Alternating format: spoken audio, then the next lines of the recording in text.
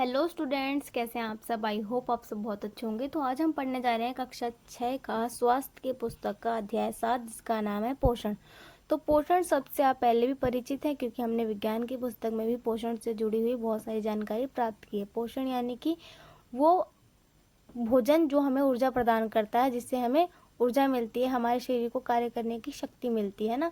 तो पोषण में बहुत सारी चीज़ें शामिल होती हैं, उनको हम आगे इस अध्याय में पढ़ने वाले हैं। तो सबसे पहले यहाँ हेडिंग है अपेक्षित स्वास्थ्य व्यवहार, यानी कि आवश्यक स्वास्थ्य व्यवहार क्या है, हमारा स्वास्थ्य किस प्रकार से हम अपना अच्छा बना सकते हैं ना। तो सबसे पहला है रोज प्रत्येक भोजन समूह में जरूरी मात्रा में भोजन करें।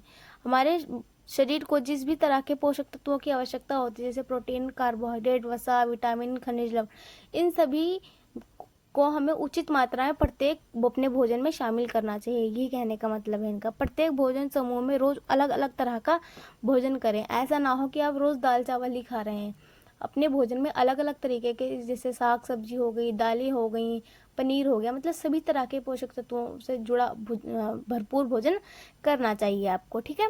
अधिक मात्रा में चीनी और नमक वाले भोजन और पेय पदार्थों का कम मात्रा में प्रयोग करना चाहिए। स्वस्थ बढ़ाने वाले स्नैक्स और पेय पदार्थ लेने चाहिए और रोज अपना नाश्ता भी करना चाहिए। इस तरीके से हम अपने स्वास्थ्य को अच्छा बना सकते हैं। उसके बाद भाग 1 आता है।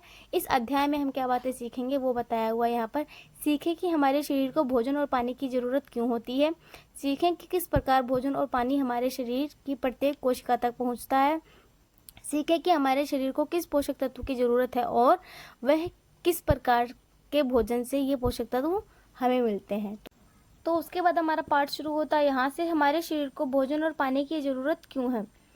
तो देखो, हम अरबों छोटी छोटी कोशिकाओं से बने हैं। प्रत्येक कोशिका एक छोटे गुब्बारे जैसी है, जिसमें एक तरल और कुछ पदार्थ भरे हुए हैं। हमारे कार्य करने के लिए ये कोशिकाएं मिलजुल कर कार्य करती हैं। जब हम बड़े होते हैं तो हमारे शरीर में कोशिकाओं की संख्या बढ़ जाती है। तो देखो, हमारा शरीर बहुत सारी करोड़ों ऐसी छोटी छोटी पतली पतली कोशिकाओं से मिलकर बना हुआ है। हमारे हाथ पैर, हमारे पूरी बॉडी में बहुत सारी जो खाल है, उस खाल के अंदर बहुत सारी ऐसी छोटी छोटी कोशिकाएं हैं। और जब ये कोशिकाओं को ऊर्जा मिलती है, तब हमारा शरीर कार्य कर पाता है। तो इस तरीके की होती है एक कोशिका, इस तरीके की होती है कोशिका हमारी।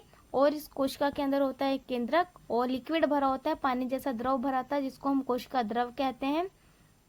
ये हमारी पूरी कोशिका है। ये गोल वाला हिस्सा केंद्रक है, और इसके अंदर जो पानी जैसा लिक्विड भरा होता है उसको कोशिका द्रव कहते हैं। और भी बहुत सारे कोशिका के अंग होते हैं, जैसे कि गोल्जी बॉडी, माइटोकॉन्ड्रिया, राइबोसोम्स, और इन सब चीज़ों को आप, कोशिका के स्ट्रक्चर को आप आगे आने वाली क्लासेस में अच्छे से पढ़ेंगे। अभी के लिए आप इतना जान लो कि कोशिका हमारे शरीर के सबसे छोटा भाग है, जो कि हमारे शरीर को कार्य करने में सहायता करती है।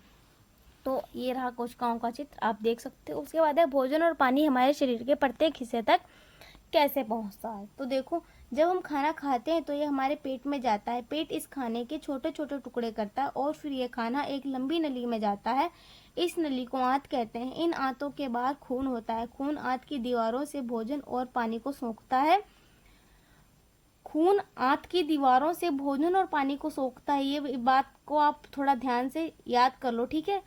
खून तब रक्त कोशिकाओं के द्वारा इस भोजन को शरीर की हर एक कोशिका तक पहुंचाता है। जो खाना पचता नहीं, वह मल या पोटी के रूप में शरीर से बाहर आ जाता है। और जो तरल सोखा नहीं जाता हमारे शरीर के द्वारा, वो पेशाब के रूप में हमारे शरीर से बाहर आ जाता है।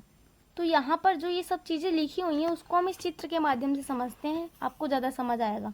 तो देखो, सबसे हम पहले हमने मुंह में खाना खाया, उसके छोटे छोटे टुकड़े किए। खाने जो हमने खाना खाया, उसका पाचन होना हमारे मुंह से ही शुरू हो जाता है।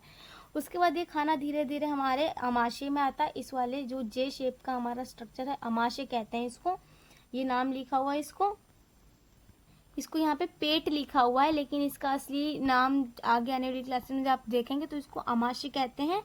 और अमाशय से फिर ये भोजन हमारा इस छोटी आंत में जाता है। छोटी आंत के अंदर खाने का पूरी तरीके से पाचन होता है। इस छोटी आंत के बाहर बहुत सारी खून की ऐसी नलियां होती हैं, पाइप होती हैं, और उससे क्या होता है, इस आंत के अंदर जो भी खाना है वो छोटे छोटे टुकड़ों में पच रहा है और टूट रहा है। तो उस खाने के अंदर जो भी विटामिन, कार्बोहाइड्रेट, प्रोटीन, वसा और जो भी खनिज लवण थे, वो इस नली से, यहाँ पे जो बाहर कोई पाइप होंगी, खून की ऐसी वाहिकाएं होती हैं, पाइप होती हैं, जिसमें इस भोजन में जो भी पोषक तत्व मौजूद होते हैं, वो ये खून इस छोटी आंत से निचोड़ लेता है और शरीर के हर एक कोशिका तक पहुंचा देता है, क्योंकि जो खून की नलियां होती हैं वो हमारे शरीर के हर एक हिस्से में फैली हुई होती हैं। और फिर क्या होता है, जो अनपचा भोजन होता है वो फिर इस बड़ी आंत में, जो पीली वाली दिख रही है ना आपको, इसमें चला जाता है। और फिर यहाँ से इसमें पानी, जो हमने खाना खाया उसके बाद पानी पिया, और इसमें क्या होता है, पानी का अब्जॉर्प्शन होता है और पानी निचोड़ दिया जाता है। और फिर जो पानी, कुछ पानी उपयोग हो जाता है भोजन को पचाने में, और कुछ पानी का उपयोग नहीं होता, तो वो पेशाब के रूप में हमारे शरीर से बाहर निकलता है। और जो भोजन हमारे शरीर के लिए जरूरी नहीं होता या व्यर्थ होता है, जिसका पाचन नहीं हुआ होता, वो मल के रूप में हमारे शरीर से मल द्वार के या गुदा के द्वारा बाहर निकल जाता है। पर आपको एक क्रियाकलाप दिया है, इसमें आपको अपने पाचन तंत्र का एक चित्र बनाना है। इस वाले सेम वाले का यहाँ पर चित्र बनाना है, तो मैं आपके लिए बनाती हूँ, उसके बाद देखेंगे, ठीक है। तो आप इस तरीके से बना सकते हो। अभी मैंने इतना बनाया है, आप देखो। बाहर वाला बनाना ज़्यादा ज़रूरी नहीं, लेकिन बीच बीच में जो पाइप जैसी है इसको बनाना ज़रूरी है। तो इस तरीके से आप इसका चित्र बना सकते हो, और हम इसका नाम लिखते हैं कहाँ पर कौन सा अंग है ये। तो बेटा जी बन के तैयार है हमारा मानव पाचन तंत्र, जिसमें सबसे पहले मुंह खाता है, उसके बाद हमारी ये भोजन नली जो हमारे गर्दन से हमारे यहाँ तक फेफड़ों तक रहती है, उसके बाद ये लीवर है, लीवर को यकृत भी कहते हैं। उसके बाद हमारा ये अमाशय है, अमाशय को आप आम भाषा में पेट भी कह सकते हो। उसके बाद आती है जो बीच में सबसे ज़्यादा मुड़ी तुड़ी, 7 मीटर लगभग इसकी लंबाई होती है, इसको छोटी आंत कहते हैं। उसके बाद आती है ये बड़ी सी पाइप जो यहाँ से यहाँ तक ऐसे आ रही है, इसको हम बड़ी आंत कहते हैं। और यहाँ पर एक थोड़ा सा चौड़ा स्ट्रक्चर होता है जिसको मलाशय कहते हैं, और जहाँ से मल निष्कासित होता है, निकलता है, उसको मल द्वार कहते हैं। एक बार मैं आपको समझा देती हूँ। सबसे पहले भोजन हमने मुख से खाया, उसके बाद ये भोजन नली के माध्यम से इसके अंदर अमाशय के अंदर आता है, अमाशय के बाद ये छोटी नली में जाता है, छोटी नली से फिर यहाँ पे इसका कनेक्शन होता है।